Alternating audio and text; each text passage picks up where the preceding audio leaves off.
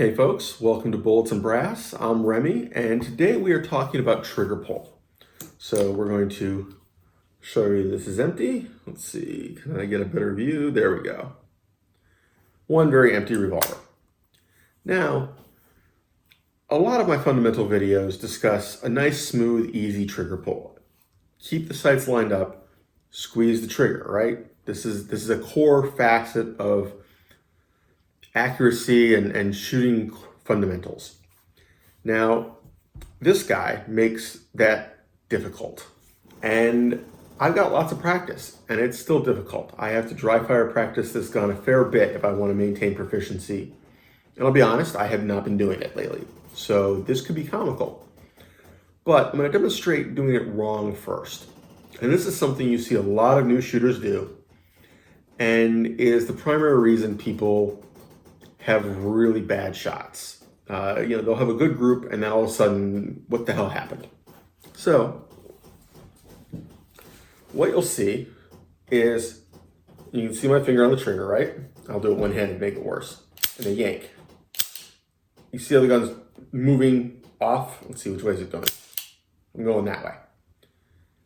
So over there, I think.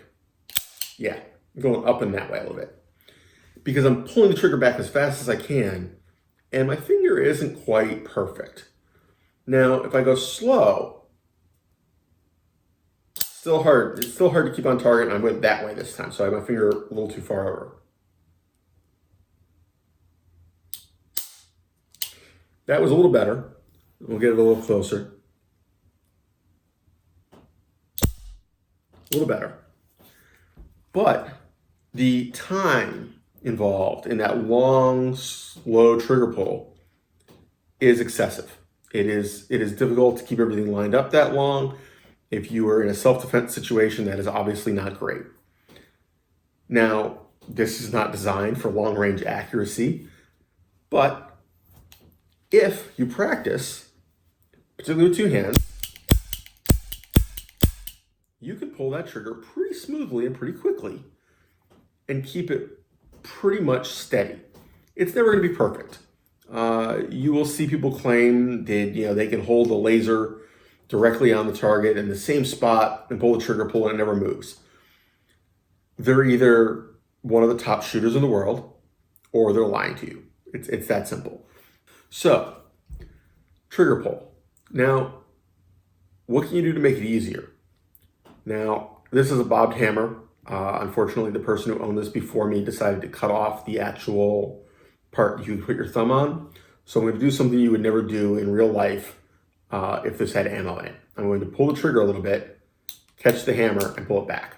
You would never do that if there was ammo in there. The odds of you pulling the trigger and having to go bang are way too high. So I've got the hammer back. Now you see how close that makes the trigger? It's really close. If you pull that trigger at all, it goes bang. So, lined up, bang. Let's see, I'll actually aim at something. Okay. The gun doesn't move. Minimal movement. In fact, it moves more just because my arm is moving. I'm trying to look at the camera, look at the sights, and I'm trying to do too many things. But that short, crisp, minimal weight trigger pull makes it easy. Wow, my eyes look weird because of the way the light is. I noticed it in the video, but I squint with this eye and this one doesn't because the light's on that side. Better? So, any of the firearms that have a single action trigger pull that is very short and clean, they're easier to shoot accurately. They're easier to shoot without yanking the gun one way or the other. How do you get better at it? Well, the answer is you put in snap caps, which I should have in this, but I don't.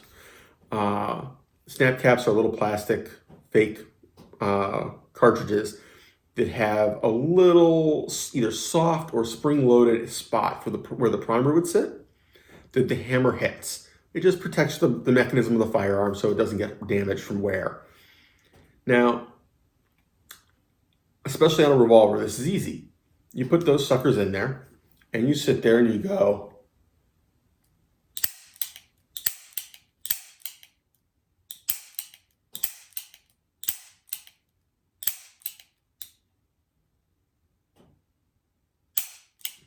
over and over and over and over.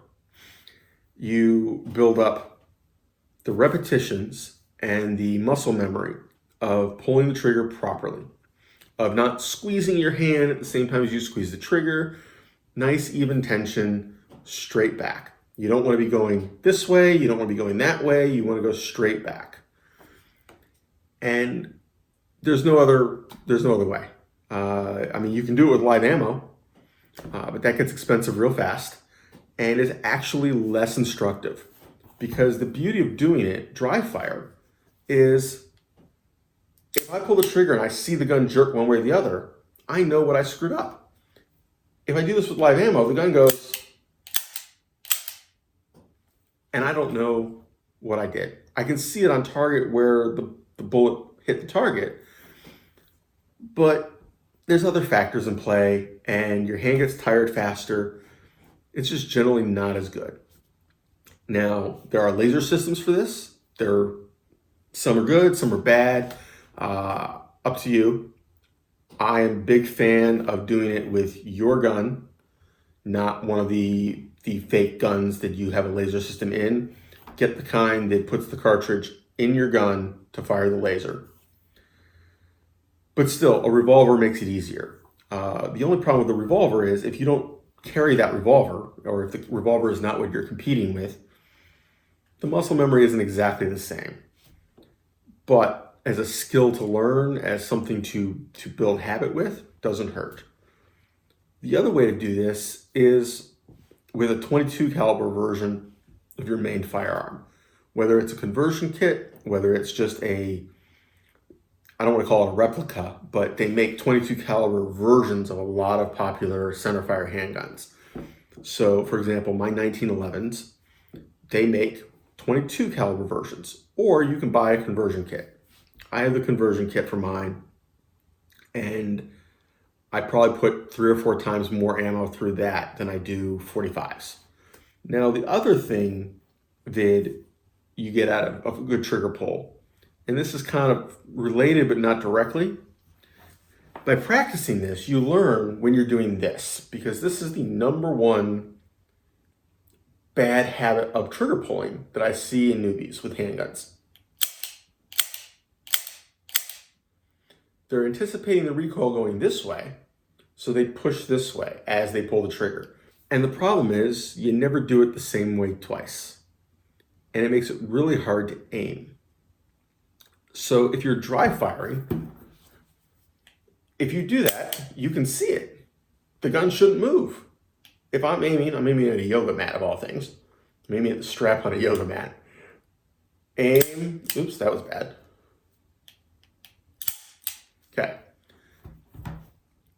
The gun might twitch a little, but if it goes down or up significantly, or side to side, but you know that's the trigger. If it goes down or up significantly, that was you. That was you anticipating recoil one way or the other. Don't do that. Stop that. Bad, bad, no cookie. And you can see this if you put a dud round, a snap cap, a revolver with just one chamber empty, because they'll go bang, bang, bang, click. Oh, it shouldn't have moved. It just went click. But that's a little separate from just trigger pull, but the two things are easy to train at the same time.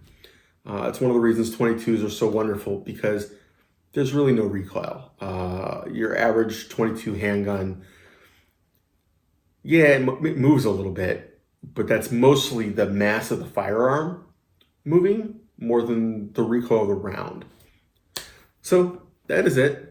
Hopefully that was a little entertaining and informative. Take care, have fun, stay safe, y'all.